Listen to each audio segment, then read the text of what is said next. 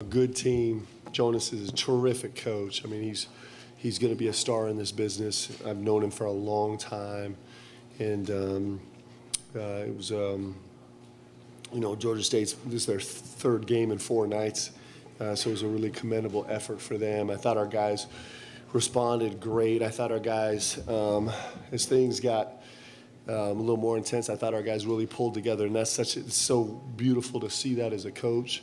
I was really proud of the guys for that. So take any questions. Yeah, Mark, I'm sure you don't want to see the pushing and shoving and all that, but what does that tell you about your team, the way they kind of responded in the immediate aftermath of that incident? Yeah, so we had 4 kills in the first half, and we had 0 kills up to that point in the second half, and then we had 4 kills after that. I thought our guys did an unbelievable job of,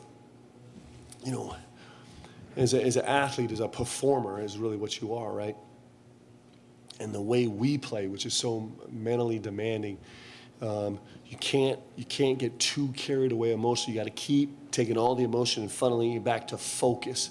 I thought our guys did a spectacular job of doing that, and at the same time meeting the physicality of the game. I was really proud of our guys, and it felt good. It felt nice. Our guys, when things got salty, our guys leaned into each other. They looked into each other. They were making eye contact with each other. They were talking to each other. They were backing each other up, and that's what you want from a team. And our guys felt it too. They talked about it in the locker room after. Some of the guys made that comment. It's like, man, it felt good to know that like we were all in this together. And so that all those were good signs. I was proud of our guys, and I was proud that they kept it. They kept a lid on it too. Like it never became distracting. It became focusing, and that's the difference between winning and losing. If we can take all the emotion and keep it in a focused place and not a distract place, it's really great. Coach, you've talked about what Kerr does for this team. You said some nights he's going to get 12 assists and 0 turnovers, and you said one night he'll be a night that he gets 20. But tonight it seemed like after that little incident, he kind of really focused in there for a minute and even was getting really excited, trying to get the crowd into it. And then at the end, he was kind of throwing up some shots. But where's the line, and how do you use that energy but then also kind of keep it controlled to where you can funnel it? Yep, listen, I'm telling you guys, like we talked about this all together probably when Kerr first came here. He's a one of one. And I'm telling you, I love coaching him so much. Our guys love him as a teammate so much, and he was spectacular tonight. Like, at one point he was our leading plus minus. He was a plus 16. We're only up 6, and he's a plus 16 at that point in the game. And he took a couple charges tonight. It was super salty and was super animated, and he brings so much energy and so much pace and so much moxie and like fearlessness and then I'll tell you the best thing. I'll tell you the best tribute to Kerr is that with, a minute 30 left, Lamont comes up to me. I've just subbed the guys back in, and Lamont's like, "Hey, coach, Kerr's only 3 points away from 1,000. We got to get him a shot." So our whole bench is like, "Kerr, you got to shoot it. We got to get to 1,000. Got to get to 1,000." And one of the beautiful things about Kerr, he's never going to shy away from the moment. And so even that part, like Kerr has done I'm telling you, he's been such a beautiful piece of galvanizing our team. I just think B-Man is going to continue to love watching what he does. And there's going to be some moments where Kerr crosses the line. Like, Kerr's always going to be, I'm going to ask Kerr to do something. He'd say, "No, I'm going to do the other thing." I'll be like, "Okay, because I love you, and you bring some salty juice to our team." He's super special, man. I'm telling you, I'm so grateful he's here. He's helping transform this team into something special. He's brilliant. Mark over here. When you were hired, there was so much excitement in the fan base, 35 three-point attempts a game, running all that stuff. But I had some old-timers who grew up with the game said, "Well, what happens on those nights when they go 7 of 26? Is this your answer? And have you had a team that can do both at this kind of a level?" Yeah, I was really proud of our guys, probably led by Amari. I mean, Andrew Carr was unbelievable, too. Andrew Carr was so stubborn as a second pivot guy, like being relentless to the rim. But if you think about Georgia State is a team that was built and functioned to, like, punish you. They're a double duck team. There's just not a lot of teams that play double duck basketball anymore. It's like from the 80s, right? It works. And actually, everyone's gone so far away from it that it's kind of interesting to bring that style back and see where it works, because it's not something you see every night. They're built physical and tough, and to score it inside and just be relentless. They're driving into like four bodies, two guys ducking and driving into it. But what I'm super proud of is on a night where we didn't shoot the ball great, we outscored them in the paint 62-24. That's super cool, right? And that's a lot of things. One, Lamont Butler was like, my gosh, every time I turn my guys' hips and get to the rim, there is nobody there, right? And that's a tribute to our guys shooting the ball so well and being so dangerous and cutting so hard. And Amari was unbelievable, just taking up space in the middle. And so I love it. I think we won a different way against Western Kentucky.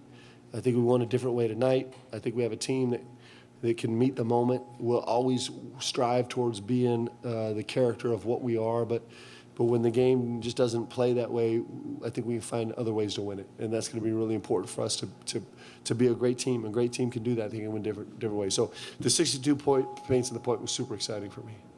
Hey, Mark, back here, going back to the scuffle real quick, you got on the floor and helped break it up, so kind of two things. One, what was going through your mind when that was going on? And two, how do you grade your own physicality on that play, how you got in there? Yeah.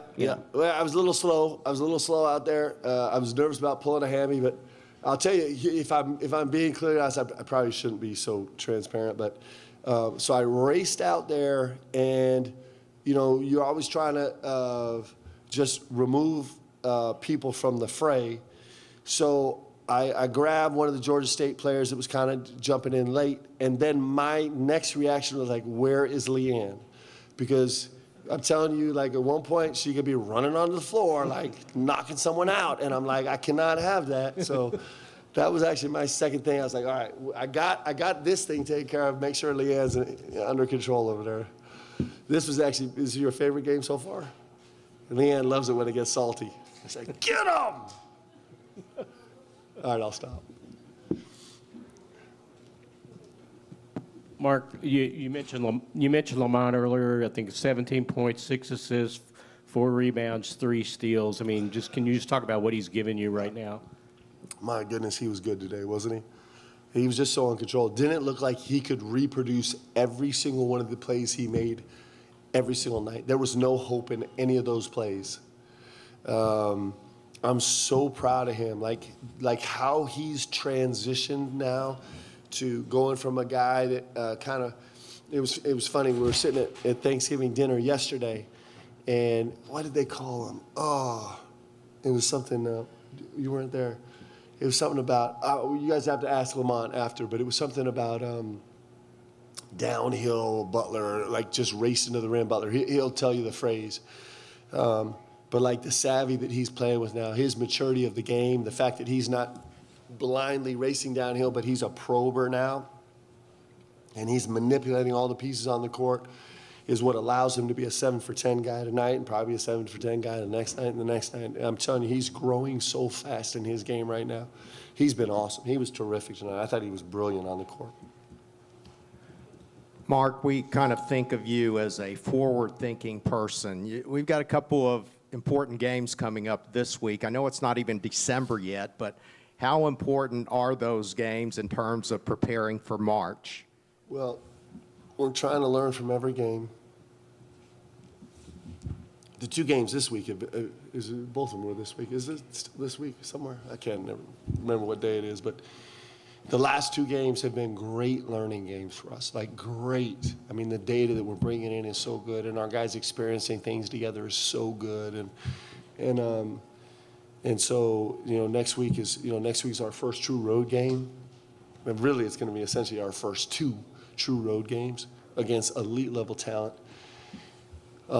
And both insanely physical teams. Clemson, incredibly physical, and then Gonzaga. I know Gonzaga well, right? We've been messing with them for a long time, and Coach Few is probably the best coach in all of college basketball, or close to it. If I don't know how to rate him, but And Gonzaga is always insanely physical. It's the part of their team that people miss sometimes. And so it's we're going into a combat week where it's just going to be a massively physical game Tuesday, and then whenever Saturday or Friday it is. And we're excited about it because we're going to learn more about our team. And, our job is to go win. And so, we'll these guys go home and get some rest tonight, and then we'll, as a staff, we'll jump on this hard night and get as much in as we can tomorrow. And it's awesome. I mean, this is what you love about college basketball is we're going to turn it around in 72 hours and go again. So big week. Hey, Coach. Your team is very good in transitions, going off turnovers. Can you talk about a little bit more what that takes for your team to be able to do that? Yeah, I'm really proud of our transition numbers. I don't know what we were. I don't think our transition percentage was as high as normal, but we're at 20. We have been at 25%, almost on 1.4 points per possession in transition, which is insanely good. And our guys are capable. We have guys that can. We're not a massive turnover forcing team, steals team, but we have guys that can get live ball steals. Lamont can grab live ball steals. Ote can grab live ball steals, and we have guys that go up and grab a rebound and push. Our 5s and 4s can push in transition, and all those things really help us. It's an important part of who we are. Our pace probably wasn't elite level tonight, but it was still good, and that's a really important part of the game for us. Mark, I know you love playing here, but going back to those 2 games coming up, what kind of bonds can be formed with a team like this, especially, I know you've been together a few months, but new guys, when you go out on the road and when you go into those environments like Clemson, like where you're going to see in Seattle? Yeah, it's good times and hard times. It's all the times that bring teams together. It's where our guys' focus is, right? Like tonight was brilliant because our guys kept leaning into each other. And as long as we do that, wins are going to bring us close together. Tough times are going to bring us close together. Fights are going to bring us close together, and huge, massive scoring runs are going to bring us close together. It's how we deal with all those situations, and our guys are doing a great job leaning into each other, and it's fun, man. It makes the locker room really fun. These guys are working hard. We have a bunch of guys that have been sick, some guys that are hurt, a couple guys out, and the guys are still fighting to lean into each other and bring joy for each other. And so it's really every day. I talk about it. We just don't have enough time. It's like we want to squeeze as many moments in as we can where we can lean each other through all the stuff, because that's actually where we get close. I'll leave with a little comment on the referees, okay? Really disturbing. My cufflink broke. I love wearing cufflinks. Makes me feel nostalgic, New York in the 60s, I don't know. Man, it's got big eyes, what are you talking about? Where is this going? So my cufflink broke. Didn't know it, okay? And referee's running down the court, and he's like, hey, coach, your cufflink broke. It's on the floor. These guys see everything. So kudos to the referees for seeing